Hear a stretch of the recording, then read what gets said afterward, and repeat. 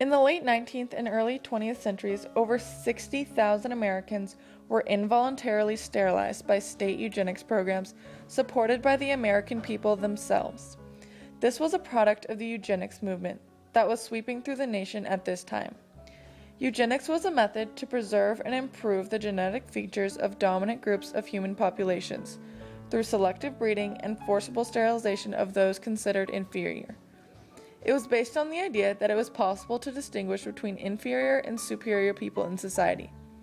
People believed that healthy, normal children only came from healthy, normal parents, and children that were sick and weak were that way because of their parents' genetics.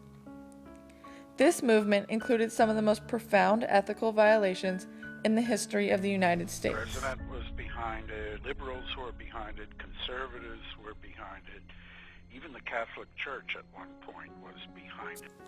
The eugenics movement started with immigration restriction laws in the late 19th century that were imposed because of American nativism.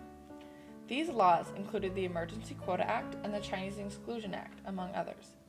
Later, during World War II, many Southern and Eastern Europeans were arriving in the United States, whose language, religion, and customs were very different from earlier immigrants from Britain and Northern Europe. Eugenicists tried to slow the flood of these people into America by imposing literacy tests on those entering the U.S. President Wilson vetoed these measures twice, but his veto was overridden by Congress in 1917. In the beginning of the 20th century, sterilization technology was developed, and sterilization as a means of controlling reproduction of undesirable people became more and more common. State governments were quick to make laws legalizing the forcible sterilization of many people. These laws included North Carolina's sterilization law in 1929 that continued through 1973. In this law, targeted groups were defined as mentally ill, mentally retarded, and epileptic. It also stated that the purpose of the law was to protect impaired people from parenthood who would become seriously handicapped if they were to assume the responsibilities of a parent. Currently, this legislation in North Carolina is being brought to light by victims of these sterilizations revealing themselves and asking for compensation. By 1935, 28 of the 50 states had sterilization laws like this in effect. These laws included Virginia's Racial Integrity Act of 1924, also known as the Sterilization Act. This act required that a racial description of either white or colored be provided at birth by every citizen. It also extended the scope of Virginia's interracial marriage ban by outlawing all marriages between a white and a colored person. This law wasn't overturned by the Supreme Court until 1967. In the Supreme Court decision in Buck v. Bell, the Sterilization Act was upheld. This case was between Dr. John H. Bell and Carrie Buck, an inmate at the Virginia State Colony for Epileptics and Feeble-Minded, who had been mislabeled as feeble-minded or mentally impaired and forcibly sterilized. This court case set the precedent for thousands of more sterilizations that took place in Virginia between 1927 and 1972.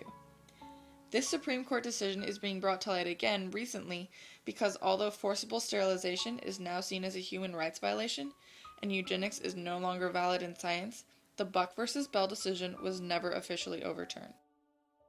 It may be hard to understand why the American people would stand by and support such seemingly obvious ethical violations. But a shift in the mindset of the American people at this time allowed this to go on. As Darwin's theories gained popularity, so did people's faith in using science for social remedies. So people believed in the science proving that some people are genetically inferior to others, and they believed that preventing these inferior people from reproducing was in the best interest of future generations. Is it a danger? It's always a danger when there are technologies that can be used and abused. And I think that the history of the eugenics movement tells us when a technology actually exists, people will try to use it, sometimes for reasons it was never intended. British scientist Francis Galton sparked this ideology with his concept of positive eugenics. Positive eugenics encouraged the healthiest and most intelligent people to marry and reproduce with each other. Although Galton's theories never gained acceptance in England, in the United States they were warped into programs of negative eugenics. Negative eugenics were designed to keep certain people from bearing children rather than encouraging others to have them. Negative eugenics included such extreme measures as castration and sterilization, as well as the institutionalization of those considered defective or undesirable. These negative eugenics ideas were spread throughout the nation through propaganda supporting these ideas that there were such things as inferior people, and that undesirable characteristics such as being an unwed mother, a thief, homeless, or a prostitute is genetically based. Most alarmingly, popular at this time was fitter family contests. In these contests, families competed to see who had the better looking family and the purest pedigrees. This eugenics ideology was persistent up to World War II, until people found out about the actions in Nazi death camps. In fact, at the Nuremberg war crime trials, the Nazis said that their eugenics laws were based off of America's example. When people saw how eugenics can easily be abused by the power of the state, they said, that's it, this is a monstrous idea that you should keep a distance from. Only after the terrible implications of eugenics became clear did the American people stop supporting the eugenics movement. Unfortunately, in some places, including North Carolina, it took longer for support for forcible sterilization to die out, and even after the war, sterilizations continued. But by the 21st century, the whole American's public psychology had shifted to discredit the science dealing with eugenics, and any laws allowing for it. Currently, in the United States, state governments, especially North Carolina, are moving to compensate for victims of sterilizations in the 1950s. In 2003, the governor of North Carolina, Bev Perdue, established the Governor's Eugenics Compensation Task Force to research and provide recommendations for possible compensation for victims of forced sterilizations. At least 7 other states have also issued formal apologies for eugenics programs, but so far, only North Carolina has considered establishing a program to compensate for individual victims. The eugenics movement marked a dark time in the history of the United States.